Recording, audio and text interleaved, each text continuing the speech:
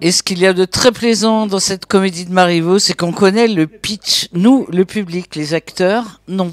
Quelle espèce de suivante es-tu donc avec ton air de princesse? Alors le valet se fait passer pour son maître, la maîtresse à marier prend l'habit de la servante pour mieux jauger son prétendant. Et cela précisément pour observer Dorante comme Dorante veut l'observer. Qu'en dites-vous? Sauf que comme ils ont tous les deux fait cette inversion, toute la situation se trouve chamboulée, quoi. Et c'est justement parce qu'on connaît l'histoire que le jeu de Benoît Lambert nous passionne. Tu parais le dire sérieusement! À l'inversion de rôle, le metteur en scène ajoute une touche de contexte social au travers de deux décors très visibles. À jardin, un jardin, et à cour, des tables d'entomologistes. On est dans un laboratoire des jeux.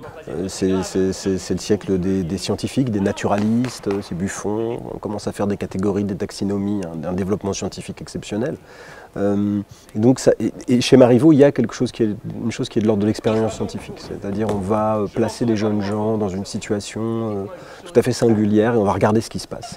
Benoît Lambert ajoute au jeu des comédiens impeccable ces scènes dans le jardin où notre noble prétendante se console dans des feuilles d'arbustes. Ça ramène du Rousseau chez Marivaux. Mais absolument, mais c'est la même chose d'une certaine manière. C'est-à-dire que l'expérience naturelle chez Rousseau, enfin l'hypothèse qu'il fait de la nature chez Rousseau est absolument factice. C'est une expérience mentale. Bref, vous l'avez compris, même si ce texte a 300 ans, que Marivaux écrit une pièce à thèse et antithèse qui devrait vous faire frémir, qu'il argumente à l'infini sur cet amour tombé en lutte de classe, Benoît Lambert garde le cap. Et c'est aussi un théâtre qui parle de la jeunesse, au fond.